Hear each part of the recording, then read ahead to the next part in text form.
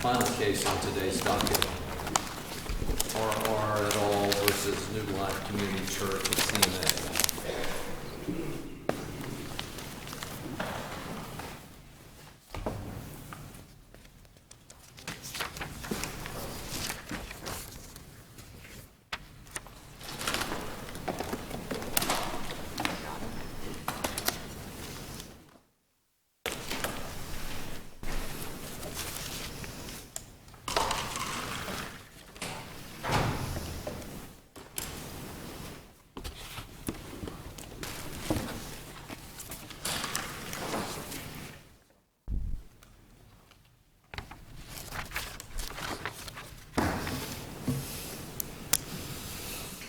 May it please the court, I'm Susan Fox.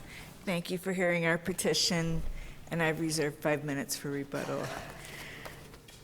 Petitioners are two young women who at ages 4 and 5 were sexually molested by Daniel Hatfield, who I'll just refer to as Daniel, son of the pastor of New Life Community Church. The issue before the court is when the statute of limitations ran on their claims as to the negligent actors. Respondents contend that RR's claim ran out in the year 2000, when she would have been 8 years old, and that SB's claim ran out in 2009, when she would have been 15. Both girls were still minors, didn't realize they had been sexually abused. What had been done to them was under the guise of punishment. And of course, not realizing the facts of sexual abuse, they didn't have the ability to tell their parents to file suit for them. So we have 4 main arguments to present as to why we contend the statute of limitations did not run on their claims. I'd like to address them in turn, and I'll go through them as quickly as possible. First of all, the delayed discovery doctrine under Herndon. I know we're going to talk about that at length, but I believe it's still applicable. Second, tolling of the actions because the parents didn't know and couldn't sue. Third, statutory construction, which this court always finds when necessary to protect the rights of children, because otherwise they're left completely without a remedy. And fourth, equitable estoppel, like the SAP case, where the children were abused at a very young age, and SAP 4 years old, and the facts of the negligent conduct that led to their abuse was actually concealed and only came to their attention, as it did here, much later when Daniel was arrested and the facts of what had been going on with him behind the scenes became public. So, Counsel, isn't I'm sorry to interrupt you. Isn't this fundamentally a separation of powers case in terms of whether we should look to the legislature to address these issues rather than have us try to step in and create doctrines to address what is a compelling policy issue for sure?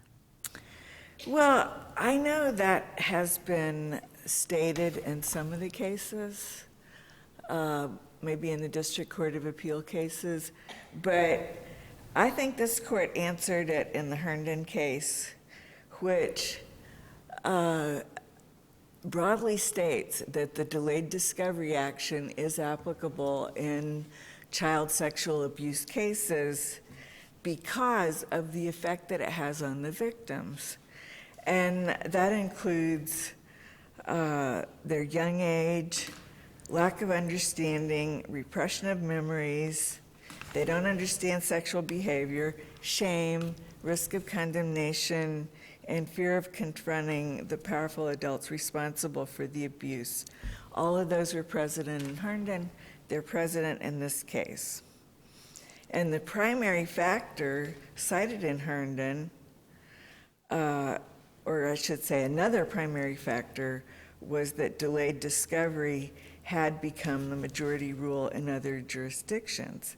And Herndon didn't make that rule out of thin air. It based it on prior decisions of this court under the blameless ignorance doctrine, going back to Creviston and City of Miami versus Brooks, which were medical negligence cases where the victims wouldn't know that, for example, a sponge had been left inside of them, wouldn't know that the doctors had been negligent until something happened later that would make them aware of that.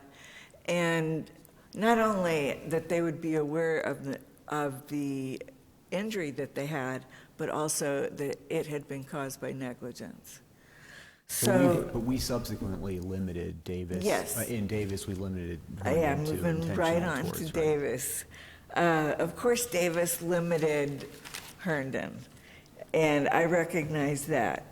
But we disagree with respondents that it limited in this type of case, because this is a child sexual abuse case. And Davis says that we limit Herndon to child sexual abuse cases. And Davis... But, and the legislature has dealt with, I mean, they've shown attention to these issues, but they've done it in a particular way. Isn't that correct? Well, that's correct, but I think you have to consider two things. But can I get to one thing before I... Sure. Yeah. The 4 reasons that Davis mentions for why delayed discovery applies only in child sexual abuse cases. And they did use that language, causes of action arising out of child sexual abuse. I'm contending we fall within that category.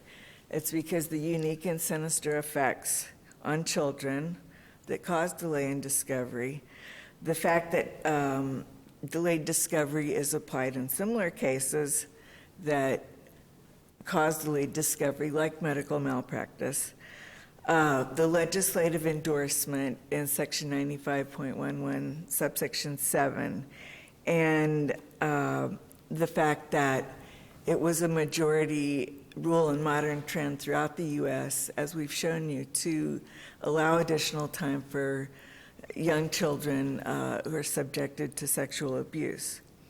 So getting to your question, Justice Kennedy, with regard to statutory interpretation, Herndon construed Section 95.031, which is the accrual rule. And it was construed in Herndon to apply to child sexual abuse cases such that the last element, which is the language used in Section 031, the last element is the discovery of the abuse. So under rules of statutory construction, the legislature would be presumed to know that that construction had been made and to have ratified that construction when it subsequently amended Section 95.031 without changing that. And they did amend it, and it's been 20 years since it was so construed in Herndon. So I would point out to you that that's not, and Davis says this, that's not a blanket rule for allowing delayed discovery in to extend statutes of limitation for all kinds of cases. Didn't the parents know about this back in 1998? Well, in RR's case, they knew that Daniel had held her down and that she became distraught and pitched a fit about that. She states that she didn't know or didn't understand that he was, putting his fingers under her to touch her genitalia. She didn't understand that until... So she wouldn't have been able to explain that part. They knew that something had happened, and the church pastor required Daniel to call her and apologize. So is it the test that they knew or should have known that the injury occurred? Under Herndon, yes. All right, so if that's the case, hasn't the statute run? Well, my position with regard to RR is they knew that he had held her down. They didn't know that he had sexually abused her. And we have an expert witness affidavit that she didn't know. And if you assume that she didn't know, how could she have told anyone else? The other was a sibling, right? And was it a sibling? No. No, SB was a young girl who had been in the church her whole life. The abuse started with R, it was only one time.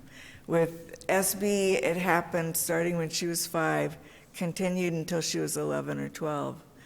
And done under the guise of punishment, where he would put him in the timeout and make him sit on his lap and, wrap his arms up under them. But, So going back to, I'm sorry. Go ahead. Going back to RR. Yes. She told her parents about it the day it happened. Am I correct? well, within the week, I think is what she Okay. said. And then her father contacted Mr. Hetfield, Right. Daniel's dad, Right, and confronted him about it. Right. And Daniel's dad put Daniel on the phone and apologized for what he did. How much detail was RR present when this was happening, when this telephone conversation's going on? well, you realize there was an adult witness who came on the scene and who was the babysitter who came on the scene and found RR in a distraught Well, case. I'm asking this because your question, your response was that you don't know how much detail RR was aware of when she told her dad. But was RR present? Did the telephone call when Daniel was told to get on the phone and apologize? Did the apology, was that made to RR or was that made to the dad? Her father? It was made to RR, Okay, and it was about holding her down. right. And the adult witness who came on the scene Well, RR was understood only that he had held her down, not So that... when she reported it, right after it happened, in a short period of time, she was then aware of exactly what went on. Well, I don't think she was capable at 4 years old of understanding the sexual nature of what he was trying to do to her. And that's that was her deposition testimony. But That as she to, only I'm sorry, just... counsel, as to the parents, though, what's your best argument as to why the should have known part wasn't satisfied? I mean, I understand the argument that a 4-year-old wouldn't equate a certain type of touching with sexual assault, but obviously, give me the argument as to why, given what the parents knew, at a minimum, the should have known part wasn't satisfied. Well, I mean, honestly, as a parent, I would have made further inquiries. But in this situation, I think we're here on summary judgment. The parents haven't been deposed. All we know is that the two people who have testified about what happened have said that neither one of them understood it at the time to be a sexual sort of touching. RR was mad because she was getting punished. And, other people get mad when somebody punishes their kids. It's not necessarily all about sexual abuse.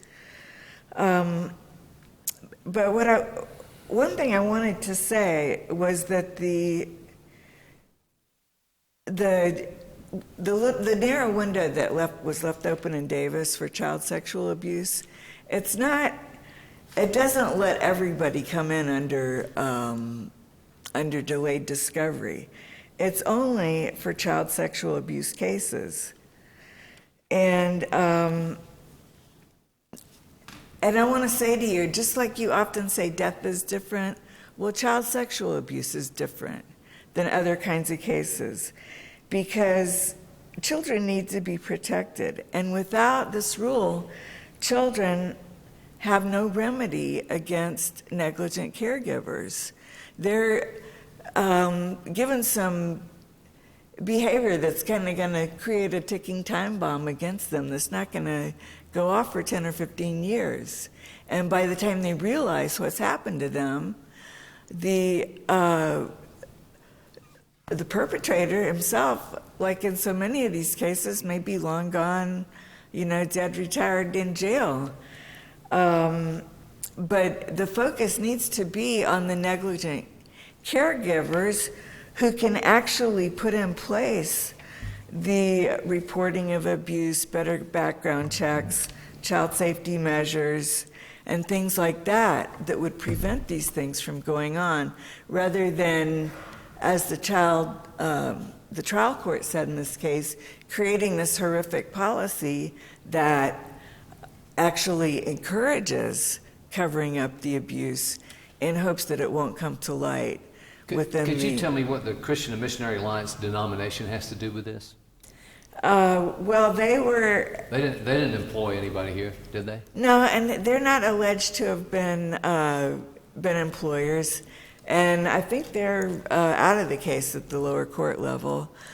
But they did adopt child. Well, they're here today.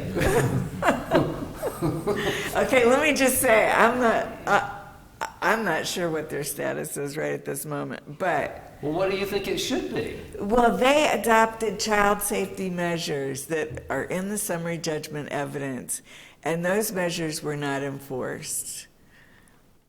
The complaint alleges that they had the supervisory authority to ensure that New Life Community Church put those measures into place. There's the Southern District, which is like an intermediate church conference that actually appoints and supervises the ministers. And there were child safety measures that required 2 adults and things like that, a child never to be held down, and those were not enforced. So that's, I think I need to reserve. Did you argue about that in your briefs? Yeah, it's all in the responses to summary judgment and so forth, yes. But today we're just here on the statute of limitations, not on their duty and things like that.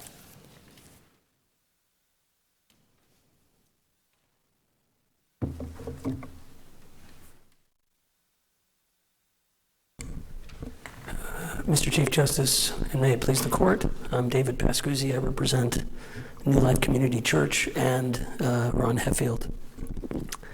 I am going to address argument on behalf of all the respondents, but Mr. Ron Ponzoli, on behalf of the what I refer to as the Southeastern Alliance, will be addressing matters that they raised in their brief. Initially, I think it's an important concession as to what I heard, that this idea of a knew or should have known rule, essentially raised in the Nur al-Islam case, is a tolling concept, because I think before the way it was presented was, oh, this is another exception to accrual that's going to delay accrual. If it's a tolling concept, that was never raised below as a tolling concept. But I think the statutory framework is clear that disability as a tolling concept can only be raised under 95.051. The last subsection of that statute says the only disabilities can only be raised as a tolling concept as set forth in this statute. Well, it says disability or other reason does not toll the running of any statute except those specified in this section. Exactly. The Florida Probate Code or the Florida Guardianship Law. Exactly. So it's sometimes that we either say it or it doesn't exist. Right, and then, to go back to try to create an accrual exception to it, you run afoul of making common law that, according to Davis, it has to be statutory in order to delay accrual of a statute. And so the line that Davis drew, the reasoning that they drew was based on the delay having been caused, in that case, going back to Herndon, it was traumatic amnesia, having been caused by the abuser. In our case, and this is a fundamental contradiction within the argument that's raised on the other side, there are no facts of some cover-up or some concealment or some condoning of action. The testimony, as it's been raised on appeal, is that we didn't know that what happened to us was wrong. When did SB's claims accrue? They accrued in March, 4 years from, well, we're going by 4 years from her 12th birthday, so it would have been March of 2010, which is before July 1st of 2010. And what does that date represent? That is based on her deposition testimony. Her birthday is, I'm sorry, I'm going back here, on page 111 of her deposition testimony, she testifies affirmatively that the abuse stopped by the time she turned 12. And so she turned 12 March 25th, 2006. 4 years from that is before July 1st of 2010. So it would be March of 25th of 2010. So you say the statute ran that date, or the cause of action began to accrue that day?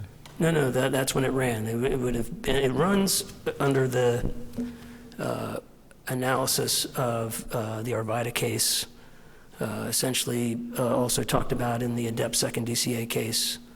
It runs when the event occurs, when the abuse occurs. So is there no tolling or delay for her not being so young, or for her being so young she didn't appreciate what was happening to her? There is no statutory basis to toll or otherwise delay accrual based on lack of capacity, as the statutes were that applied to her case, to her cause of action. The interesting, I guess, way to look at it is how... Because she had parents. Correct. Who could bring a claim on her behalf. Correct. And that Gasparo talks about this. And essentially it's if you're going to add a lack of knowledge as a form of a substantive element, you're essentially rewriting the statutory framework.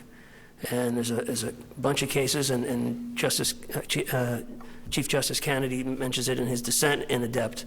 You're essentially obliterating the statute if you can rewrite it any time there's a sympathetic plaintiff that comes around and make an exception.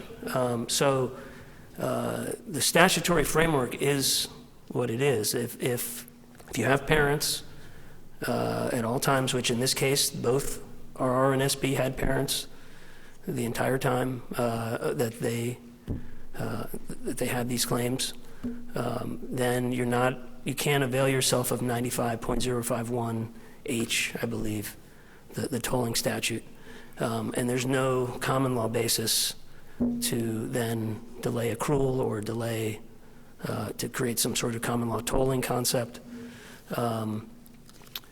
And the point I was going to make is under some equitable estoppel, we have no facts, since there was no reporting of this until after Daniel's arrest in 2012. There's no testimony, no record evidence that contradicts the testimony of the plaintiff saying, well, I didn't know what was happening, that would somehow induce them not to file suit. There was no basis to contradict that, to create some genuine issue of material fact at the trial level. Can you address the argument that Herndon applies, even though this is not an intentional tort? Well, the way I heard it was, I guess, because the statute was reenacted in 2003, that somehow that presumes that the legislature adopted Herndon to apply beyond intentional torts. Davis came out in 2002, so if anything, we're to presume that the legislature understood that Davis limited Herndon to its facts only to apply to intentional torts. The Cisco case, the WD case, they talk about whether the statute 9511.7 should apply to institutions, and they find, based on the definitions of the statutes, it doesn't apply to those. It says what it says. It only applies to the abuser, so to intentional torts. Is that? Yeah. All right. So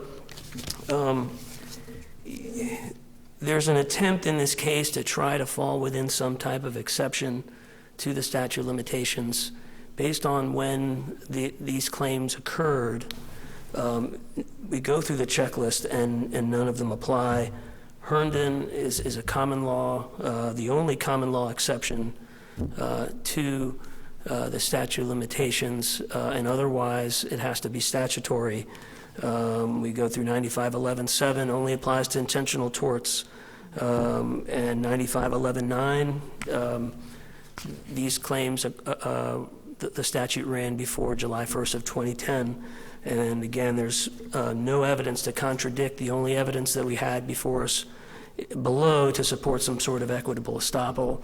The only testimony that they provided was, we didn't file suit or we didn't tell anybody because we didn't know what happened to us was wrong. There's no evidence to contradict that the respondents in any way prevented someone from filing suit, induced them not to file suit. So if there are no other questions, we will rely on our joint brief, and I'll yield the rest of my time. Thank you. I'm sorry. Thank you. May it please the court. You'll have your time. Thank you. May it please the court. Ron Ponzoli. Your Honors, there are two respondents that filed a separate brief that raised the issue of an absence of any briefing as they relate to my client and the Christian Missionary Alliance. I represent the Southeastern District of the Christian and Missionary Alliance. The court is well aware that arguments not raised in an initial brief are waived. There are no arguments as it relates to either of these two respondents. My client is not even named anywhere in the brief. This court was very clear in the adept opinion, and Chief Justice Kennedy, in your dissent with Justice Lawson, you joined in. Arguments not raised in the briefing are waived. So we would respectfully request that the court affirm the summary judgment for those reasons as well as to my client and as to the Christian and Missionary Alliance, Inc. Thank you, Your Honors.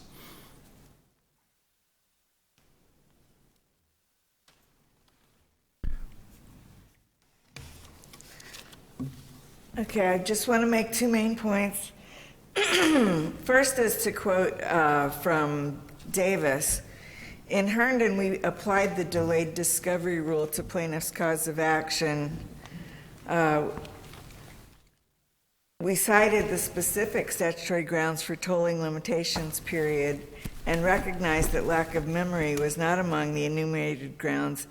Although the legislature did not specifically provide for delayed accrual, we reasoned that in the narrow circumstance of lack of memory in child sexual abuse cases, the doctrine was appropriate because the situation was caused by the abuser. And then over in their actual holding, we applied the delayed discovery doctrine to causes of action arising out of child sexual abuse. So I don't know where you can infer a limitation to intentional torts in there. And once again, that leaves the children without a remedy. This court has always been able to look at the Florida statutes. It is in the nature of statutes of limitations that when they run, the person who had a claim before the statute ran is left without a remedy. That's just part of what a system with statutes of limitations involves. Isn't that correct? Well, I mean, that's true, but when the right becomes illusory if it would run when you're only 12 years old and don't know that you've been abused and haven't had the ability to tell anybody. But I want to just briefly address the equitable estoppel issue, because there's two different kinds of equitable estoppel. There's one when somebody takes action to prevent you from filing a claim, and then there's the other kind under SAP where she was only 4 years old when she was sexually abused. She was in foster care, and then the abuse was actively covered up for a number of years, and she didn't discover it until she was a young adult. Well, here we have the same sort of thing. Daniel admits that he's been a pornography addict back to the mid-1990s. He admits sexual abuse of a child. when he was 18. He admitted this in federal court, which would have been in the time frame of both RR and SB. The church secretary finds pornography repeatedly on the church computers, goes to the pastor, tries to get him to do something about it. Daniel gets sent off to Brazil, to get him away from all the stuff he's doing. He reoffends there. That's all in the FBI report. He accesses pornography again. He gets sent back to his parents, and the same thing goes on. The church secretary gets so upset, she goes to the board of elders over the pastor's head and expresses her concern about Daniel, and he gets fired. She even gets a disturbing video with sexual content on it, and gets fired. Counsel, I'm sorry to interrupt you, but your time's almost done. I just want to ask you one quick question. Okay. Do you concede what opposing counsel said about SB's 12th birthday and the timing on in terms of the last act I don't of abuse? think SB pinned it down to an exact date like that. She said. Is there anything in the record you could point to that we need to look at that would contradict what he said? She said it went on until she was 11 or 12. She didn't pin it down to a specific date. When, during her 12th year on earth, that's when it would have ended. That's the way I read her testimony. Thank you. All right, well, we thank you for your arguments, and that will conclude today's session of court. The court now stands in recess. All right.